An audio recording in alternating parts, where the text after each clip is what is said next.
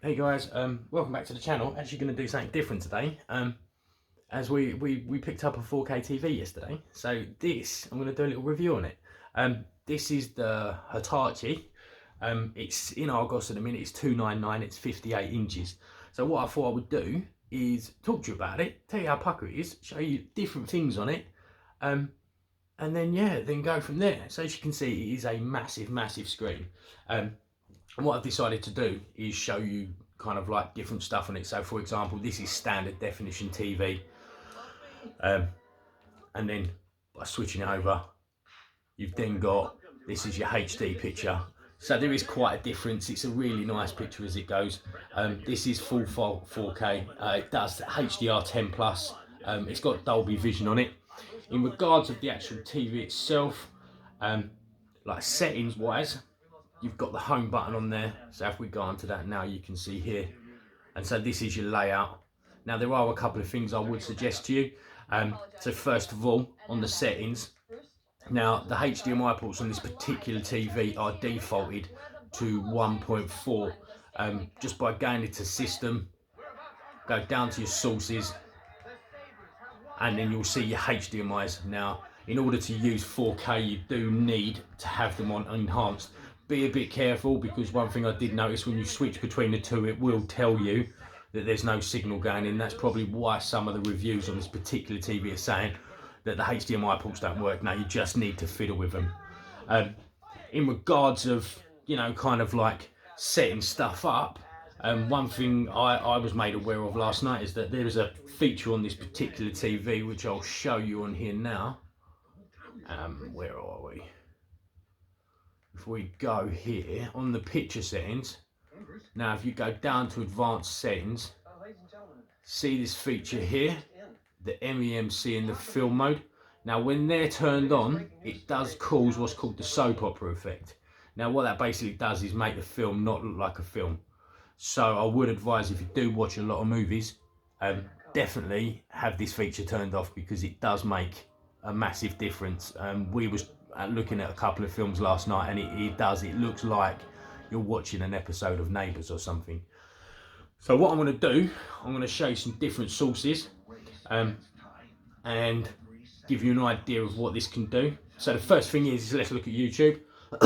So what we'll do, we'll have a look at a 4K image on YouTube.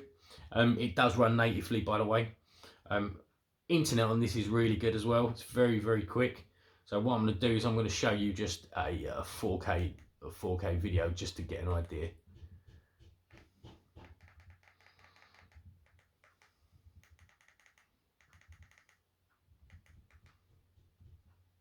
So we'll go down to 4K video.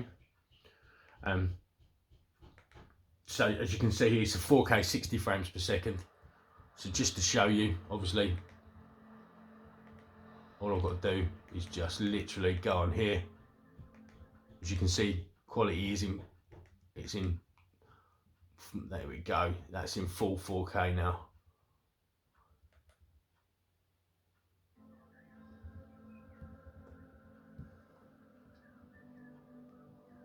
As you can see, that's a pretty banging picture in it. Now, the reason I'm doing a review on this is because this TV is only £299. Can you believe it?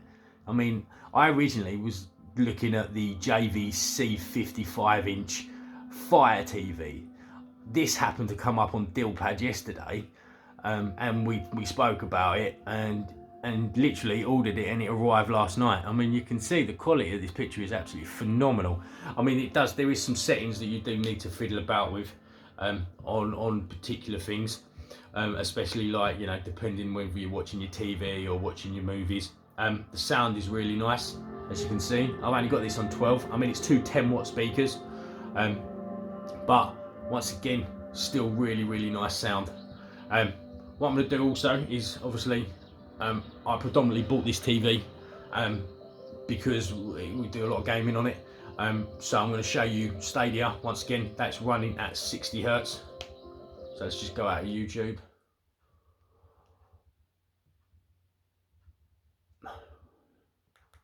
So you can see 3 HDMI ports. Here we go. So this is Stadia running in full. This is 4K. As you can see, smooth as a button. I mean, once again, I was well shocked. I mean, you know, when we got this, I was like, wow. You know, I mean, for £299, you cannot go wrong with this telly. I mean, it's worth checking out, especially, you know, if you're looking for a big screen. I mean, 58 inches is massive. You know, it is like having a cinema in your front room. So you can see here, I mean, this is just one of the sources. The things I've got plugged in, we've got the Xbox, we have Stadia, and a couple of other bits. Virgin outputs at 2160p as well. Well, they puts out at 4K as well. So once again, what I'll do is I'll show you some other stuff that you can be done. So this is Stadia, as I said, as you can see, you know, absolutely glorious with 4K. So what we'll do, we'll switch over again. This time, I'm going to show you some of the smart functions. So what we're going to do is go out of here. We'll just go onto the main source. So by hitting the home button, just show you a couple of the smart features. Now this TV isn't particularly great when it comes down to smart features. So if you're looking for something fancy, this is probably not the TV for you. It has a lot of the apps that you need. So for example, Netflix, iPlayer, Prime Video. It's got Freeview Play on it, which is really good as well. So that's Freeview on demand. There is an app store, but once again, 99% of the apps on there I have never heard of. It does have Alexa on there. You can use the Hitachi app as well to talk on that.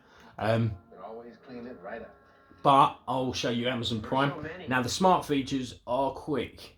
They're a lot quicker than our old TV. So that's another thing I'm quite impressed with. So what I've done is I'm going to show you, for example, so Amazon Prime, if you've got an Amazon account, you can just log in straight away. There is an Amazon button on the particular remote control. 4K is included in your subscription with Amazon. So if we look at, for example, look at Ultra HD.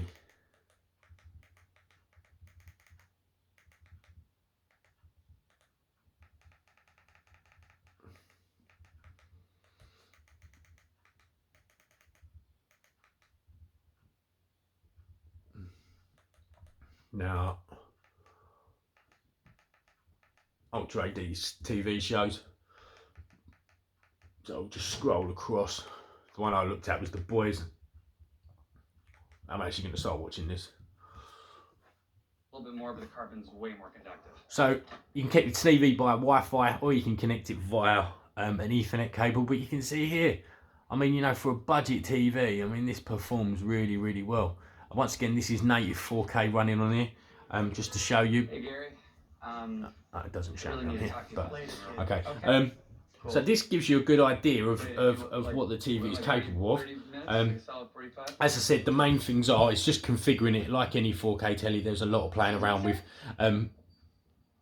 And you know, you kind of just getting the right settings on it. So I mean, once again on here, by hitting the home button, what I can do here, you can see here, this is dynamic HDR. Now this is the reason being is because this particular content is native 4K. And I can actually change that, the natural HDR, sports HDR. That's because once again it's outputting on that particular feed. So if we go back to the normal TV, for example, so if we just exit out of this,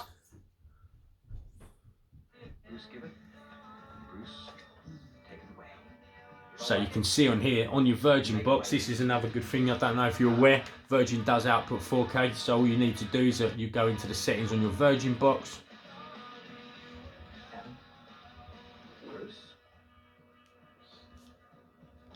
Go settings, video output, and you can see here, this is your 4K output. That will natively then give you a better picture. So you can see here, just by hitting information, it's running at 4K.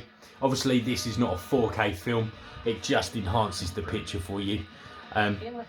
So that's it in a nutshell. I mean, I only wanted to do a 10-minute video just to kind of highlight this TV, see what you think of it. As I said, it is in Argos at the minute, it's £299. There isn't really much else out there that's as good for that kind of money. I mean, the nearest one, as I said, was the JVC, which is, well, that's the 55 has gone back up to 449. Alternatively, you have got the Hisense 7500. I mean, the main difference is I believe the Hisense has got, you know, it's 100 hertz. This is only a 50 hertz panel. But I hope you like the video, guys.